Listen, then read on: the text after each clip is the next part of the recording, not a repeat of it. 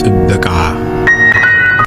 ስሟን በማልጠራት ስሟን ብጠራው ማንም በማያውቃት ከተማ ውስጥ አቶ ተምትም የተባሉ ሰውዬ እንደ አገሩ ወግ ሚስት አግብተው ልጅ ወልደው ቴሌቪዥንም ገዝተው ይኖሩ ነበር። ከብዙ ዘመን በኋላ ሴት ልጃቸው ሮዛ ወደ አዲስ አበባ ተጉዛ ኢትዮጵያን አይዶል በተባለ ፕሮግራም ላይ ዘፈነች።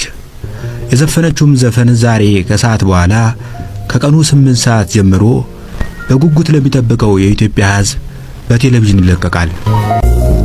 የሮዛና ቴሌቪዥናቸውን አንዴ በዳንቴል አንዴ በቀሚሳቸው ጫፍ ሲወለውሉ ከቆዩ በኋላ ስንት ሰዓት ሆኗል አንቱ ብለው ጠየቁ ባለቤታቸውን። ባልየውም የግድግዳ ሰዓት ሊሆን ግድግዳ የቀረውን የእጅ ሰዓታቸውን እንደምንም ወደ አይናቸው አንስተው 5:15 አሉ። አሁን ስንት ሆነ አሉ የሮዛ እናት ደግመው። 5:15 አልኩሽ። ሰዓቷ ችግር አለባት? አዎ ችግር አለባት፣ 1 ሰዓት ትቀድማለች። የሮዛ እናት ከቴሌቪዥኑ ፊት ለፊት በሚገኘው በርጩማ ላይ ቁጭ ብለው ጣራውንና ግድግዳውን በአይናቸው እያፈራረቁ ማየት ጀመሩ። ከጣራው በታች ከጭስና ቃጫ የተገመደ ሲባጎ ተዘርግቷል።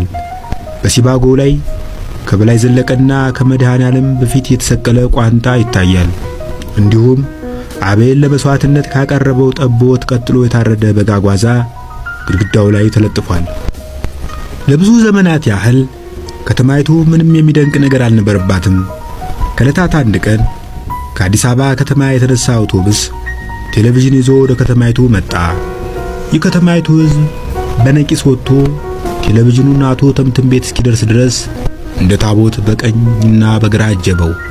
ከዚያን ጊዜ ጀምሮ የከተማይቱ ተራማጅ ወጣቶች ኢትዮጵያን በበጎ ከሚያስጠሯት ነገሮች ጥቂቶች ምን ናቸው ሲባሉ የአክሱምን ሐውልት፣ የሶፍ ዑመርን ዋሻና የአቶ ተምትምን ቴሌቪዥን ይጠቅሳሉ። የአቶ ተምትም ቴሌቪዥን ነጭና ጥቁር በመሆኑ የሰው ልጅ በሙሉ አመዳም አድርጎ ቢያሳይም ለብዙ ጊዜ ብርቅ ሆኖ መቆየቱ አልቀረም።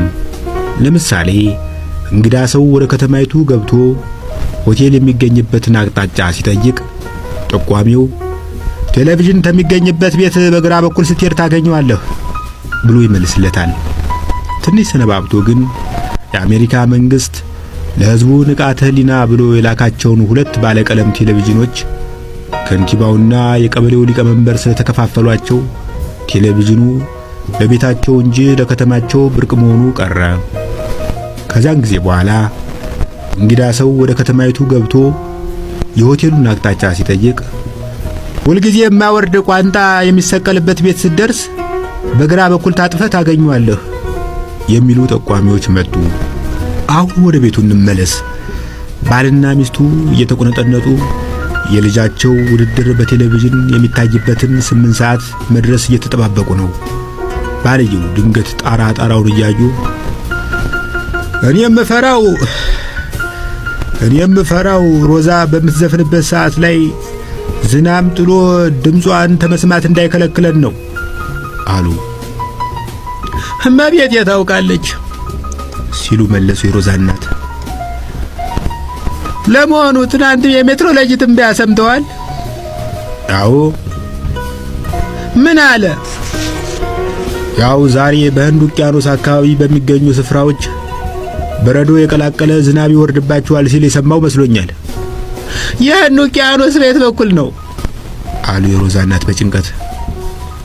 እሱማ በዚህ በመኝታ ቤታችን በኩል ነው። ታዲያ አንቱ ምን አስጨነቆት? ቴሌቪዥኑ ያለው ሳሎን ነው። የሮዛ አባት 2 3 4 ሰዓታቸውን አይተው ዛሬ ማንም ጎረቤት ነኝ ባይ ቴሌቪዥን ልመልከት ብሎ ቤቴ ባይመጣ ደስ ይለኛል። ልጄ እየዘፈነች ሳለ አቋርጦ ስለ ጤፍ ውድነት የሚያማርልኝ ሰው አልፈልግም አሉ። ይሄ ምስኪኑ የቀኝ ጎረቤታችንስ? እሱ ደግሞ ደህና ሰው ነበር፣ ግን ትከሻው በጣም ሰፊ ከመሆኑ የተነሳ ከኋላ የተቀምጦ እንኳን ይጋርደኛል። 3ኛ አሉ 2 ነጥቦችን አስቀድሞ የዘረዘሩ ይመስል። 3ኛ ከእግሩ ጋር አብሮ እንደ ሸሆና የተበጀለት ጫማው ጠረን ከገዛ ቤቴ ሊያስመንነኝ ነው። እሱስ እውነትዎን ነው አሉ የሮዛ እናት። በተለይ አምና ቴሌቪዥን ለመመልከት ወደ ቤታችን በመጣ ቁጥር አንድ ቁና ጣና ጨስ ነበር። አሁን ግን እግዚአብሔር ይመስገን ለውጥ አለ። የእግሩ ሽታ ቀነሰ? አይ በመጣ ቁጥር ጣኑን ትቼ ሽቶ መርጨት ጀመርኩ ማለቴ ነው። አልየው የመጨረሻውን መፍትሄ አልሰሙም። የሰሙት ከውጭ አንድ ጥር የሚል ድምፅ ነው። ይሄ ደግሞ ምንድነው? ምኑ? የተጓሮ የምሰማው ድምፅ የዶዘር ነው አሉ የሮዛ እናት። ቻይኖች መንገድ እየሰሩ ነው። ታዲያ ቢሰሩ ከቀኑ ሁሉ ዛሬ ነው የሚታያቸው? እሱስ ይሁን ከመላው ምስራቅ አፍሪካ ምድር የኔ ጓሮ ነው የሚመቻቸው አሉ ሳግ በሚተናነቀው ድምፅ። ለዚያውስ የአገሪቱ ችግር የእንጀራ ነው እንጂ መንገድ ነው እንዴ? አስፋልት መንገድ እኮ ተጠቅልሎ አይበላም ካሉ በኋላ ሳሎኑን ሁለት ዙር ዞረው ለመሆኑ እስከ 8 ሰዓት የሚጨርሱ ይመስልሻል? እንጃ ብቻ ጨረሱም አልጨረሱም እስከ 8 ሰዓት የሚቆዩ አይመስለኝም። እስከማውቀው ድረስ የቻይና ጠብደል የለውም። የፀሐይ ብርሃን ያላገኘ ያበሻ ጎመን ነው የሚመስሉ። እንግዲህ በዚያ ደቃቃ ሰውነታቸው እንዲያው ቢቆዩ ከ7 ሰዓት ተኩል በላይ የሚቆይ ጉልበት የሚኖራቸው አይመስለኝም። የሮዛ አባት እንደገና ሳሎኑን 2-3 የዞረው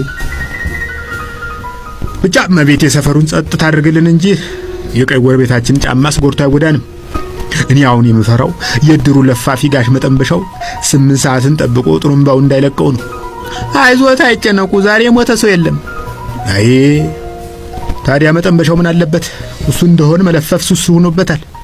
ታያለሽ 8 ሰዓትን ጠብቆ የቀበሌው ነዋሪዎች በሙሉ በዛሬው ዕለት ማንም የሞተ ሰው ስለሌለ በየቤታችሁ አርፋችሁ ስራችሁን ስሩ ብሎ ይለፍፋል። የሮዛ እናትና አባት የፈሩት አልቀረም። የቀኙ ጎረቤታቸው ሰተት ብሎ ገባ። ሮዛ በኢትዮጵያ አይዶል ፕሮግራም ከ8 ሰዓት ጀምሮ እንደምትዘፈን መስማቱ እንደሱ ያሉ ወዳጆችን የሚያኮራ እንደ ግራ ጎረቤቶቹ ያሉ ጠላቶችን አንገት የሚያስደፋ መሆኑን ከተናገረ በኋላ ለመሆኑ እንዴት ከናንተ ቤት ተለይታ ዜመኛ ሆነች?